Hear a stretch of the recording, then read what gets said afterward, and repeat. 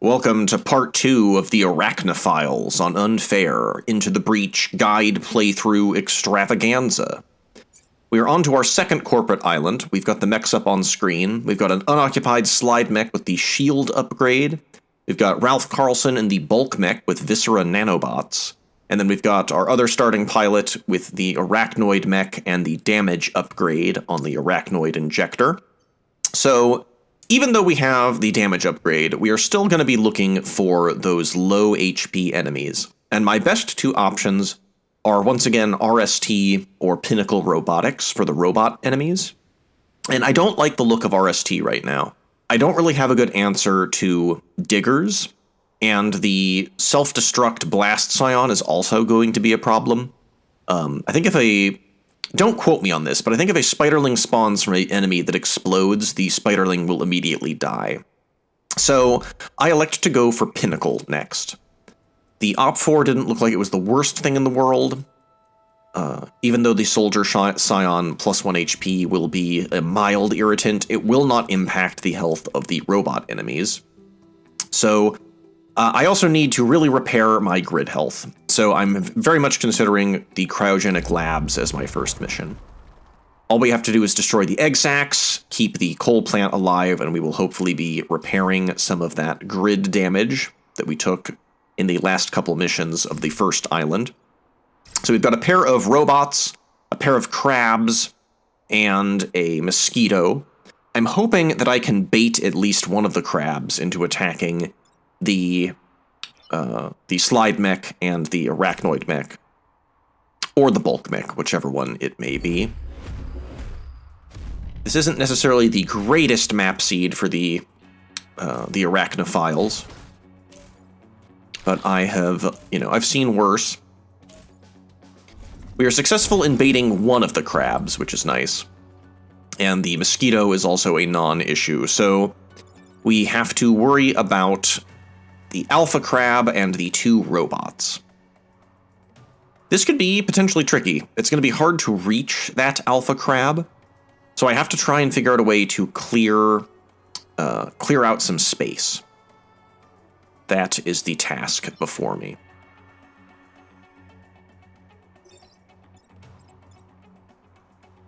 And unfortunately, that's a potential solve, but I'm not sure I want to damage the grid with bump damage, if I don't absolutely have to. Tricky. This is one of the main weaknesses of the Arachnoid, or the Arachnophiles. The fact that they don't have a flying mech means they are much more susceptible to the enemy blocking your way. With that in mind, pilots like Prospero and Henry Kwan are a good pick. Wow. So I just bite the bullet. I choose to lose 1 grid health instead of 2, because that would have just been game over. So now I just have to deal with the robots, and fortunately, that is something that the arachnoid mech can handle. Unfortunately, we cannot bank our Spiderling, but it's still functionally a 2-for-1. And our pilot gets their level up, plus 2 HP. I'll take it. So we lost 1 grid health, we're down to fumes. Any further mistakes, and it's game over. But if I can at least protect the coal plant, I will have made a net 1 grid health from where we started the run. Or rather, where we started the island. So this turn was functionally a 3v3, and we have 2 threats to the grid, which we can solve with our ricochet rockets. And that will be mission accomplished for the egg sac. We get a Spiderling out of it as well, so we can bank that for the future. And then I think the slide mech is best off just blocking spawns. I didn't really have a good angle to block that particular spawn while also activating the shield, so I just decided to take some HP damage.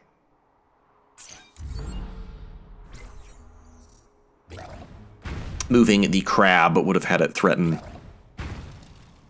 a grid tile. Now, unfortunately, we are back up to a 5v3. I guess 5v4 if we're counting the Spiderling. So things could get dicey. We're probably going to have to need to use the Spiderling. Unless the bouncers just target my mechs. So we've got 3 threats to the grid, and 4 actions to do something about it. I elect to just... I'm banking on needing to use the Spiderling to knock the Mosquito out of the way.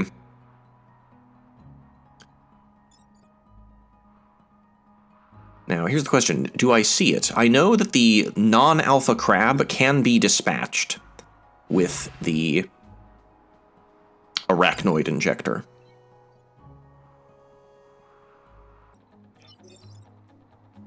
Skipping forward a little bit in time here, it took me a while to scrutinize the board state.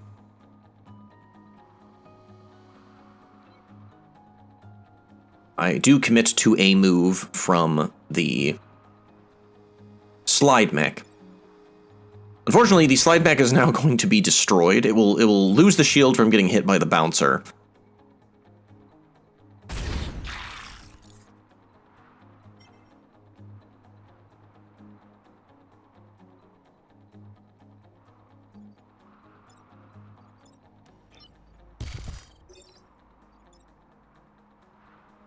Yeah, there was maybe a different way to go about solving this turn.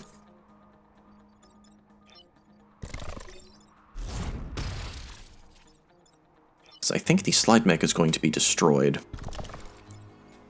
Then again, it is the penultimate turn, so maybe I thought that, there's nobody in there, and I've got a Spiderling, so I will still have 3 actions that I can take. But there was probably a way to do that without getting the slide mech destroyed. I just don't think I realized that I could have destroyed the non-alpha crab with my upgraded Arachnoid Injector. It maybe took me a second to have that sink in. But we can close out the rest of this mission relatively safely.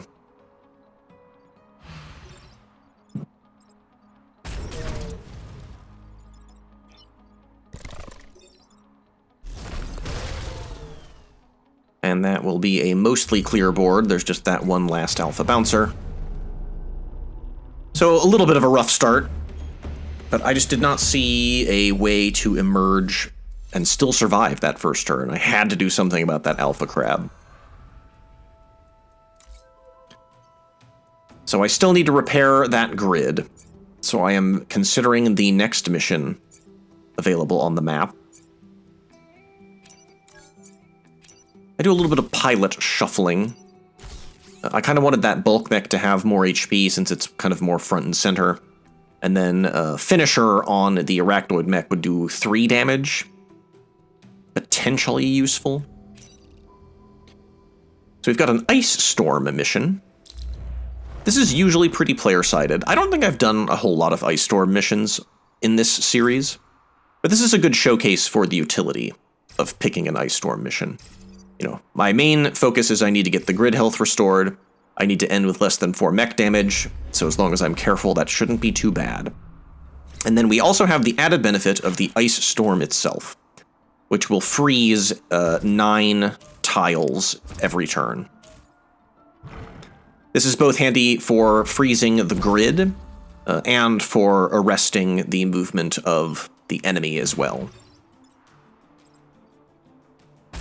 We have the Soldier Shot Scion to deal with, giving all of our enemies +1 HP. But I can just dispatch it quickly with our upgraded Arachnoid Injector. That's part of the reason that the damage upgrade, I think, is very important for the Arachnoid mech. It's so that you can one-shot things like Scions. Even on unfair difficulty, when you're facing a lot of alphas, there will usually be, you know, there's going to be 1 Scion spawning, typically. And that is enough to kill and create a Spiderling and hopefully solve even more problems. You also saw me just do an offensive squish maneuver with the slide mech. I was able to not get damaged in the process thanks to the self-shield upgrade.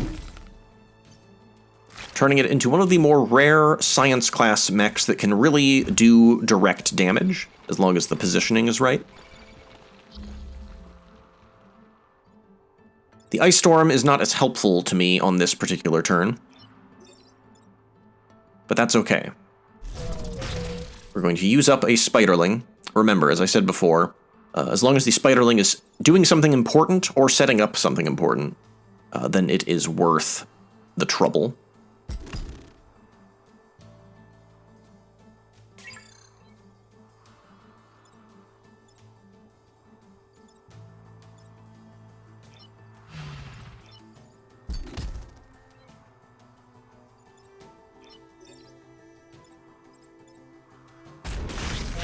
It's a little tricky maneuver there, but we wanted to angle it such that we could just kill the crab. And also, freeing that alpha bouncer on D4, is irrelevant because it's just going to get frozen again. So we will be in good shape here.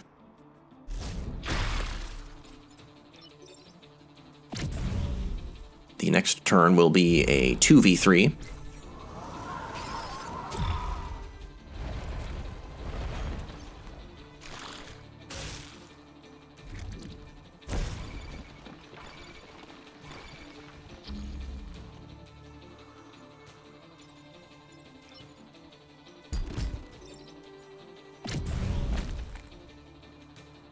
Just a matter of protecting the grid, and it was also fun to steal the target of the mosquito.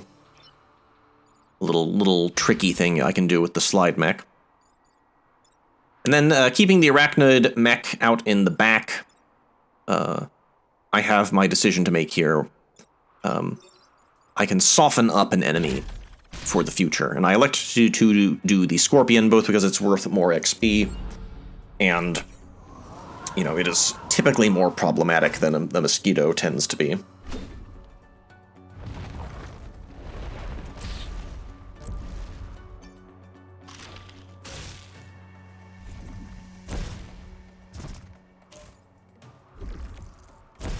So both the mosquitoes are now a non-factor. They're just going to be frozen.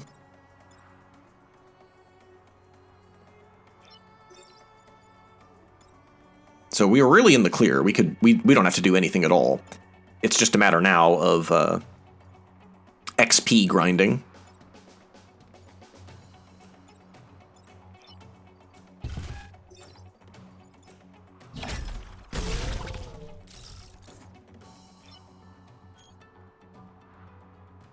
Ralph gets the final level up, and we can set our other pilot up to get some decent XP.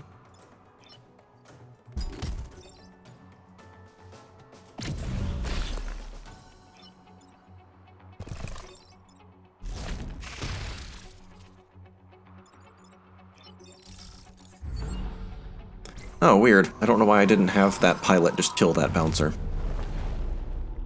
Another weird little brain fart moment. I guess there was the, take less than X mech damage, but I don't think I was in any danger of losing that mission objective. So Ralph's final level up is +2 HP. And with that in mind, I think I'm going to put Kirby back in the Arachnoid mech. I think Finisher would be a little bit more useful on the bulk mech. Also, the Arachnoid is the one that's typically getting more consistent kills, and that will help Kirby level up. So I have my unavoidable mission, the shield generator. And I've repaired the grid pretty well. So now we just have to be very careful. These can be tricky missions. The shield generator itself is kind of behind, kind of far away from the enemy, so I cannot rely too heavily on the enemy destroying it for me, which means it's probably going to cost me an action. We get our time pod for our second island, which is good news.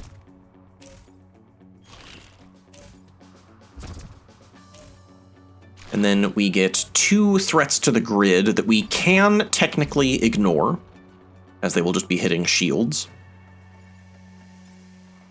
So it's just a matter now of how can I set things up for success in the future. I could just destroy the shields right away, but then I would have to figure out a way to deal with the bouncer and the alpha crab. And I'm not sure that I have that in the cards right now. So what I decide to do is start stripping the shields off the enemy,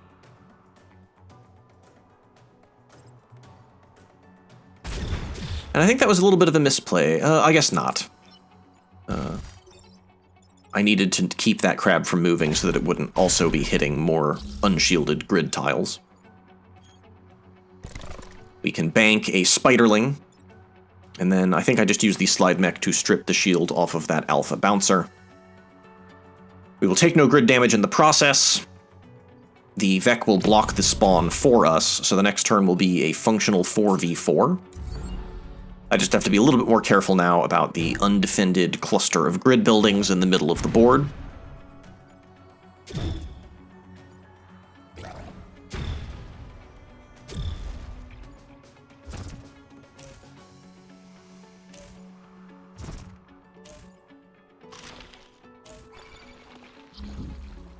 So for this turn, we have 2 threats to the grid. We've got the Alpha Crab on E3, and then the Alpha Bouncer will damage the grid if he ricochets into the building.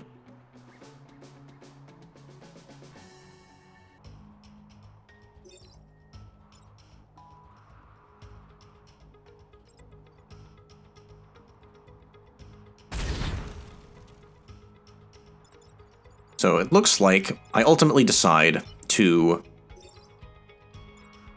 leave these shields up for now. I didn't have a good satisfactory way to stop that Alpha Crab's attack, but I can stop everyone else. That was also a bit of a misplay. If I did not move the Arachnoid mech first, I would not have had any. It would not have slid into the slide mech and damaged it in the process.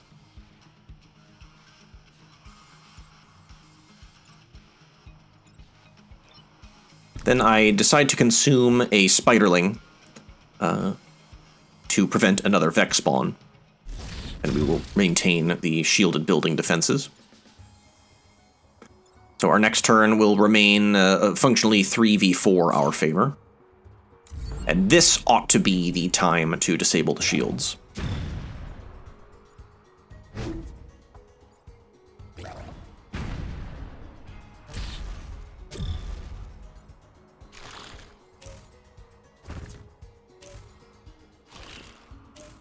And indeed, the enemy takes sort of a double bait. So this is probably the time to strike. The Arachnoid mech is free to lob its payload to destroy the shield generator, and I believe we will get a spiderling in the process.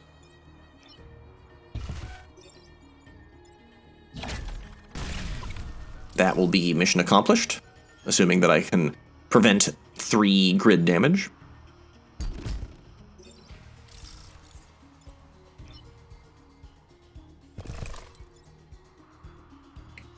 We will end this mission on a 3v4 action advantage my favor. A bouncer, a wounded Alpha Crab, and 1 more special guest star, a non-alpha Scorpion.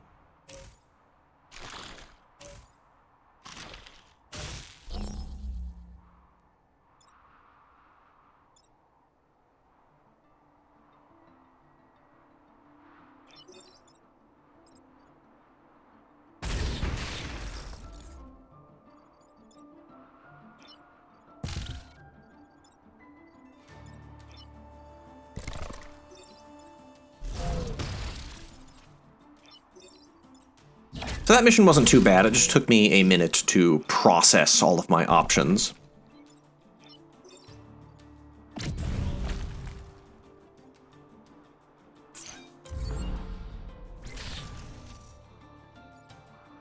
Oh, if I would have had the Scorpion, or if I would have had the Spiderling strike the slide mech, the Scorpion would have died from the fire damage. Alas, could have squeezed a little bit more XP out of that one.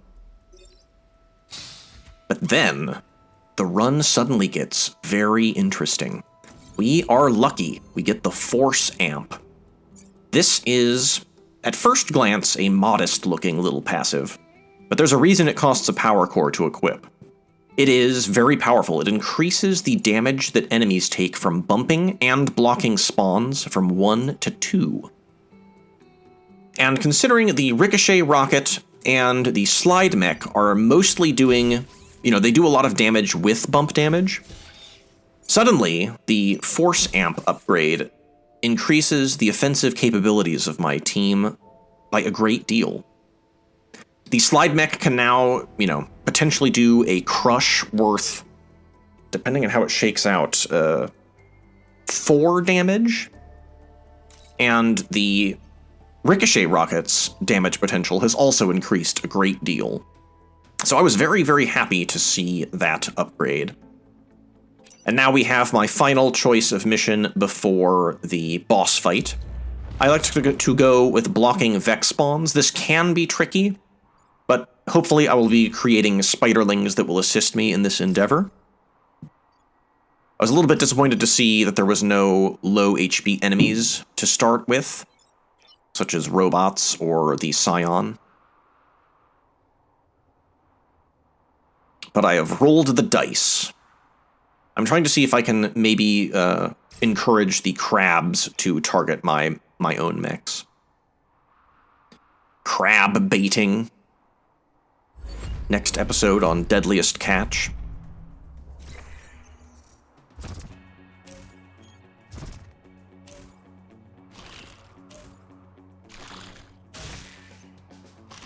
And indeed, the enemy turns to be quite bloodlusted against my own mechs. I really only have to worry about the Alpha Bouncer.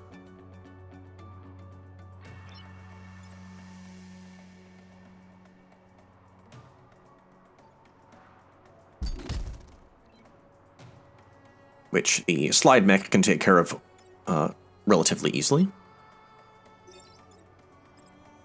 then look at that value on Force Amp.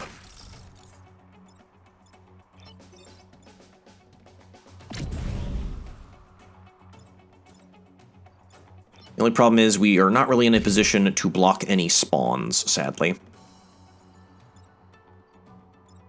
That's another minor annoyance about the arachnoid injector, is if you kill an enemy that is on a forest tile, the spiderling will be lit on fire. So it's kind of use it or lose it. However, with the force amp... Oh, I see. That's a clever little maneuver. We can push that bouncer ever so slightly so that it will block a spawn for us, and we are on track for our mission objective. That was a beautiful little turn.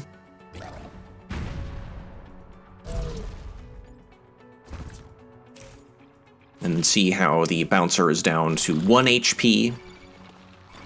Very cool. Force amp is very strong. It depends on the squad, obviously. Some squads are not very strong in the realm of forced movement.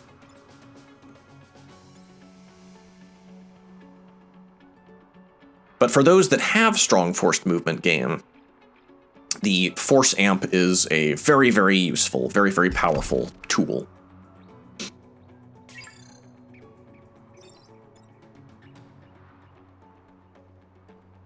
We can see the bizarre bump conga line that I can potentially do with the slide mech.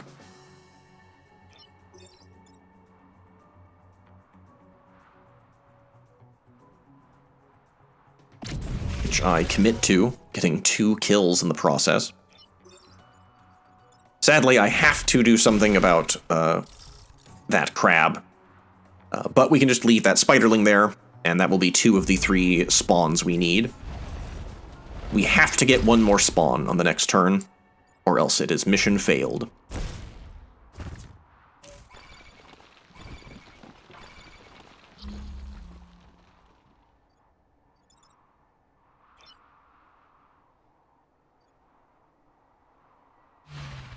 But then I see we've got a nice solution. We can block with the bulk mech and then let the bouncer also get a block in for us, so we will be safely in mission accomplished territory. And our final turn will be a hopefully manageable 3v3. You can see me just kind of setting up that mosquito, hopefully to be destroyed, softening it up a little bit.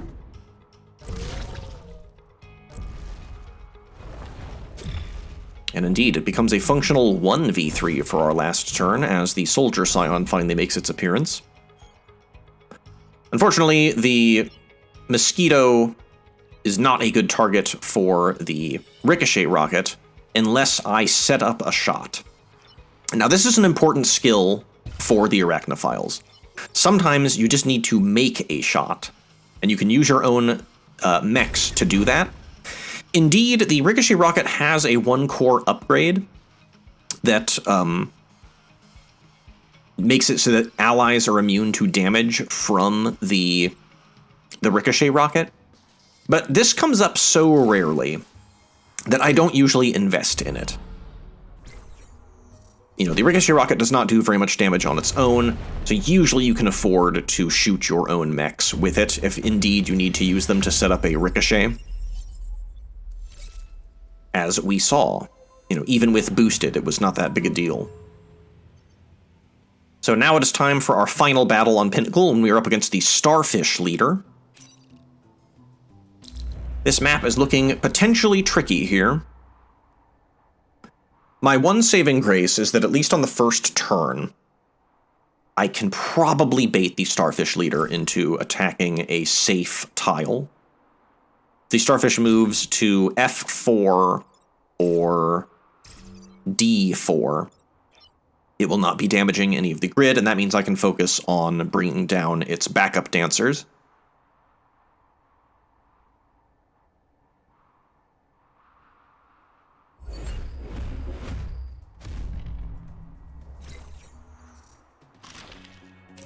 It was weird that the Starfish decided to move there instead of attacking both the bulk mech and the slide mech, but, you know, we'll take it. We just have to deal with the Alpha Bouncer.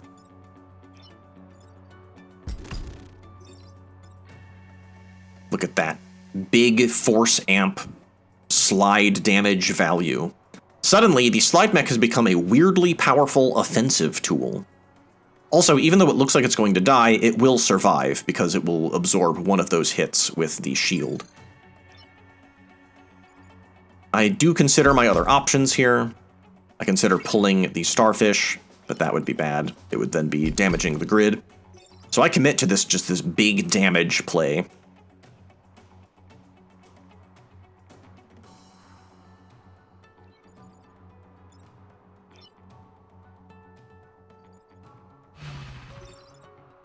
Indeed, I can set up the Bouncer to be destroyed in the process.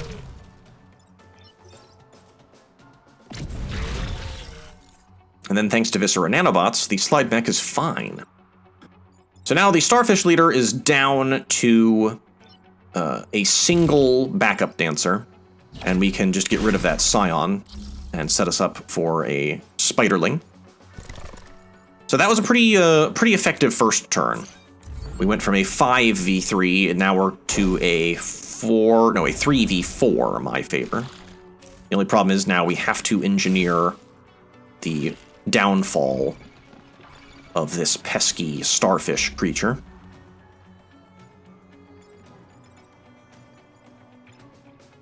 There are limited movement options now for freeing or dislodging the Starfish leader. But you can see again the power of that Force Amp Slide Mech Double Crush.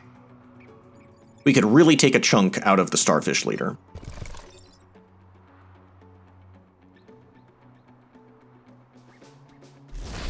So I use up that Spiderling, and now the Starfish leader will be destroyed.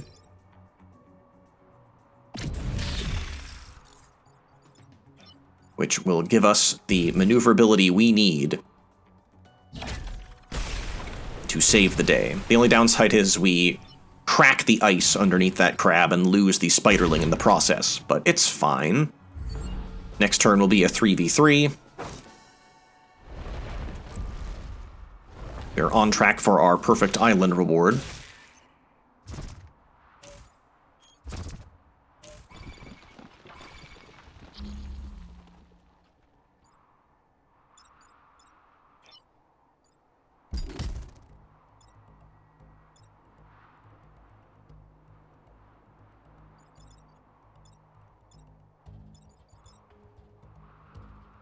Just trying to see how I can line up my attacks here.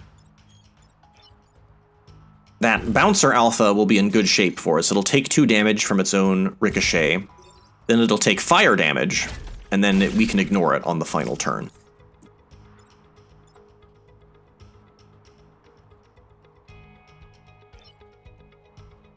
And then we can just block some spawns. So we will only have to worry really about 2 Vec on the final turn. As I said before, the Alpha Bouncer will be a non-factor. It will burn to death.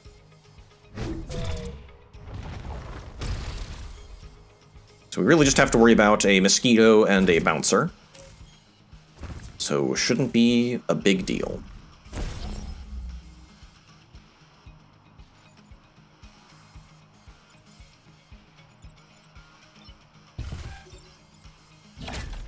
And that will be GG for Pinnacle. We get our final level up on Kirby. They get +3 grid defense, which is not great. But, you know, it's fine. I'm just happy to have a pilot that is still usable.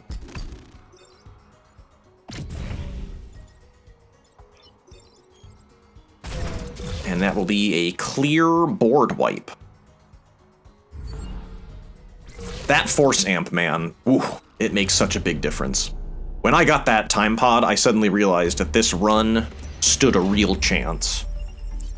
And it becomes the official MVP.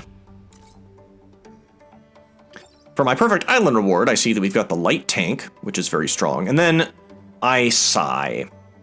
I am still down a pilot, but we get Prospero with Popular Hero. And really, you can't pass by an extra 4 rep. So I know I'm probably going to be selling Prospero, and now it's just a question of how I'm going to spend my cores. We have an interesting array of things for sale here. The Ricochet artillery, or the Bouncing Artillery, rather, is a very strong ranged class weapon. We've got the Cryo Launcher, which opens up some very interesting defensive and, offensive utility. And then we have the Gravwell, which is a pretty useful science class weapon. But really, the Bouncing Artillery and the Cryo Launcher are the standouts here. So after selling Prospero, we're going to have 11 cores, which means we can buy a weapon and still have 3 cores to upgrade our mechs with. I think I end up picking the Cryo Launcher. The Arachnoid Injector itself does damage, yes. And I didn't want to kind of rob the Arachnophiles of one of their core identifying features. But the Cryo Launcher, I figured would be, that would really unlock some interesting utility. Expand the capabilities of my squad, as it were. And we still have Viscera Nanobots, which we can equip on the Slide Mech. It has proved itself to be surprisingly useful. Not something that I've been relying on or banking on, but still useful. Then for my upgrades, we need to get the Cryo Launcher online, and then I just kind of upgrade all of the movement for my whole squad. So we are at maxed out utility for mobility. So join me for our 3rd island on our Arachnophiles adventure. Like, subscribe, share with your pals. Talk to you later.